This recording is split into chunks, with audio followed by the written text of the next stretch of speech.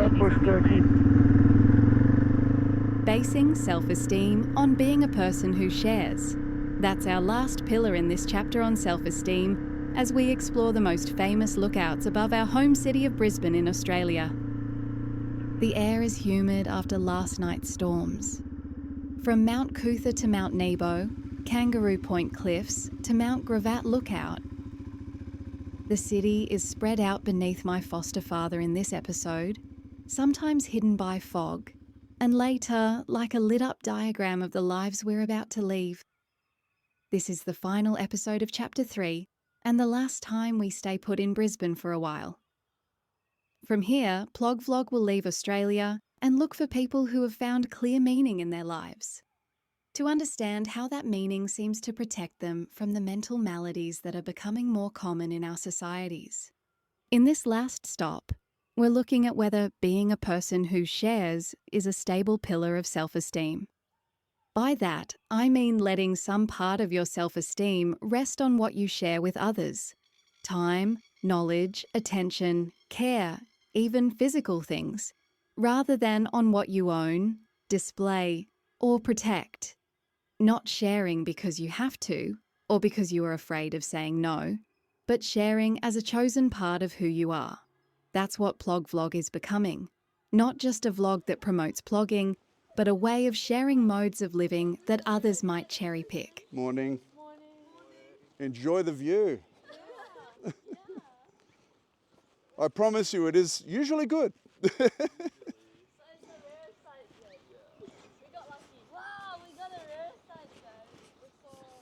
10 cents. Across this chapter, we've seen how self-esteem can cling to all sorts of hooks. It can be pegged on getting things done. How one small useful task can puncture the fog when your mind is crowded. It can cling to having the right outlet for your temperament. The way some people only feel steady when their restlessness has a healthy lane. Okay, I've got to know what they're like to ride. Yeah. They're pretty good. Yeah? They're really smooth, yeah. Was that your back just over The there? DR, yeah. That was good. Self-esteem can also cling to the ephemeral, to beauty, to being noticed, to the shine of attention.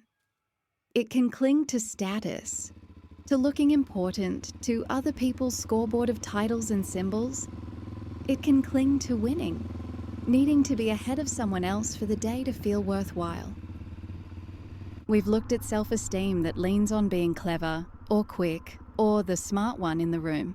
We've also looked at self-esteem that leans on flags and national stories, the comfort and the danger of wrapping your worth too tightly in a country's identity. And we've kept returning to that one quieter pillar, self-esteem that rests on helping, mentoring, and environmental philanthropic action, where your value comes from what you add to the commons that we all share. Seen together, these are like different pillars of the same temple, holding up a heavy roof. Some pillars are shaky. They move when your looks change, or your job title disappears, or you lose a game you were meant to win. Other pillars are steadier because they depend less on comparison and more on contribution. Consumer culture tries to tell us that the good life is about acquiring more beauty, more status, more wins, and more stuff. But standing above a city like Brisbane, it's hard not to see that a meaningful life is also about circulation. How abilities, kindness, knowledge and care move between people. Being a person who shares is one way of quietly refusing the story that you are only as good as what you can acquire for yourself. In this episode, as my foster father moves between these lookouts on a battered yellow motorcycle, we're going to hold one question over the city. If you looked at your life from up here, what would you see yourself sharing? And how might shifting even a small part of your self-esteem onto that pillar make you steadier for whatever comes next? Time for a short intermission and more about the story of my mother Liz. It's 1993, and Liz and her friend David are sitting under the Eiffel Tower, with his blood pooling on the ground between his worn leather boots. The iron lattice is above them, Tourists and hawkers move in slow loops, and Liz is trying to keep her eyes on the sky instead of on the deep slice that runs across the palm of his hand. He'd accidentally inflicted it upon himself while clumsily cutting an orange with a razor-sharp pocket knife. They've heard the stories, other travellers warning them away from Paris hospitals, saying they're teeming with hepatitis, mixing hearsay and fear into a kind of background hum that's followed them across borders. They've also been told, back in Australia, to carry their own syringes and a suture kit for emergencies in Africa. Now those bits of advice meet in one small, dreadful decision. They will not go to hospital. They will stitch his hand themselves when they go back to their cheap Parisian room.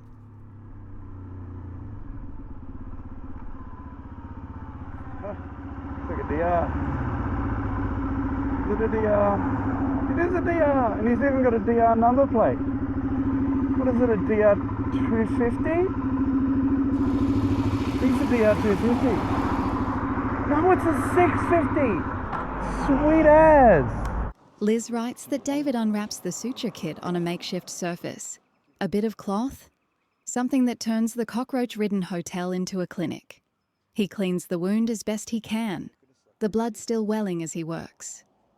The skin of his palm is tough from years of manual labour, almost resistant to the needle. Liz is supposed to help. She has already shown him, in a derelict cellar back near the Isle of Wight, that fear can shut her down completely. Walls furred with spiders, egg sacs hanging like black punctuation marks, her body locking up while he stayed curious and unbothered. In that Paris hotel room, something similar happens in a quieter way. As David poises the needle over his own flesh, Liz feels the world tilt. Morning. So I wonder what he's doing. I film myself picking up rubbish, Oh, yes. and my foster daughter puts it on YouTube and promotes other people doing it. Good idea. So you're out for a nice walk. Yes, we are. I can cut you out if you want, Oh, no, I if you're don't on like witness to see protection or anything. I just do different spots. I've done Mount Nebo, I did Mount Coot-tha this morning, and she just blends them all together, and yeah. that. Hey, you've been around, eh? Oh, well, yeah, don't tell anyone though. Have a good one. I feel sick, she says, turning her head away. It's a small sentence in the diary, but everything turns on it. She cannot bring herself to watch him push the needle in. She can't hold the skin or tie the knots. David keeps going without her.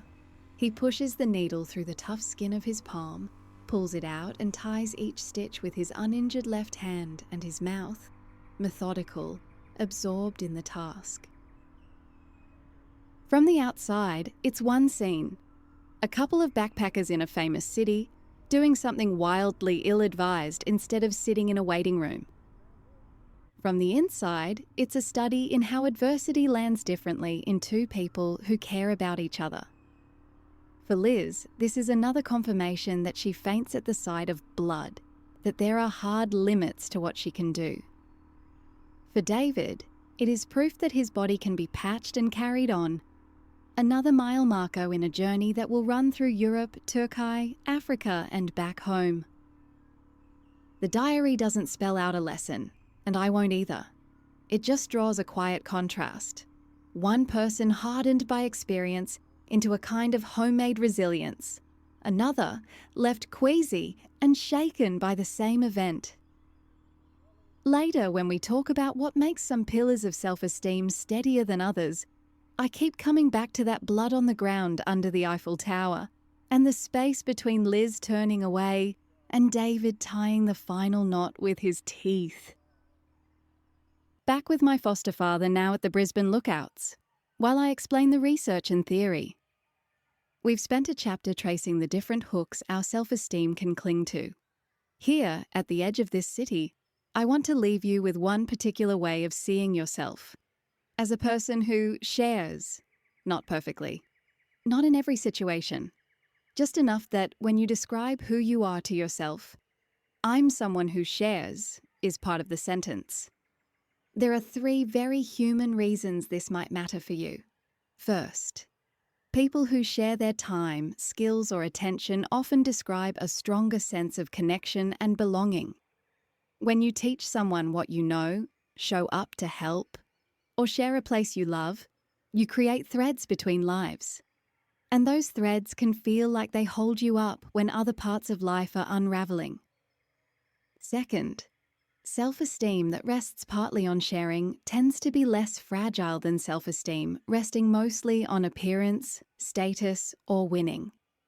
If your worth depends on always looking young, always being ahead, or always being the clever one, then aging, setbacks, and mistakes can feel like personal collapses. When some of your worth comes from what you give, knowledge, care, stewardship, then even on the days when you lose or feel invisible, there is still a story in which you matter. Third, sharing is one doorway into meaning. Psychologists sometimes talk about mattering, the sense that you count to other people and to your community. Pro-social behaviour, things like helping neighbours, volunteering, or mentoring, is often associated with higher life satisfaction and lower loneliness, especially when it feels chosen rather than forced. Sharing your experience, time, or effort can be a modest, everyday way of building that sense of mattering. In research on mental health, there is growing interest in how meaning and contribution relate to resilience.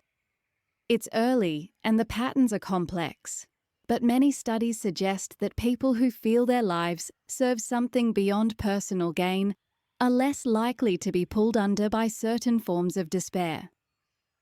That doesn't make anyone immune.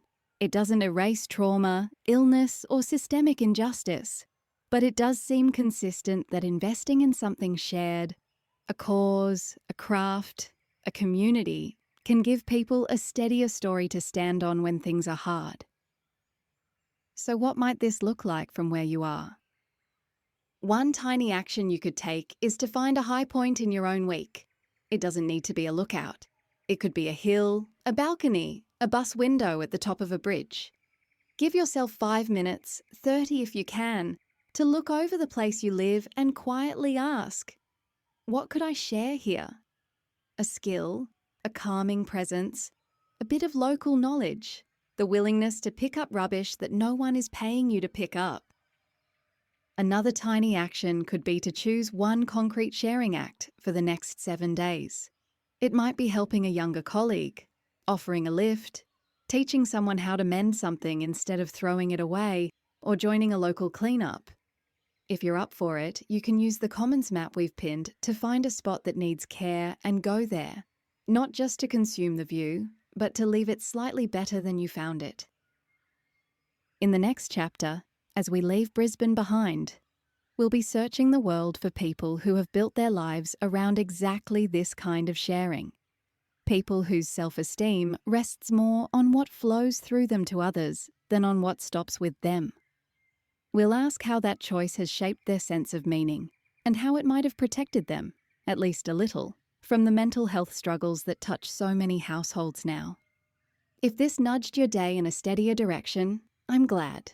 The Commons is open, the map is pinned, and if you visit these Brisbane lookouts, please help keep them litter-free and pick up 5.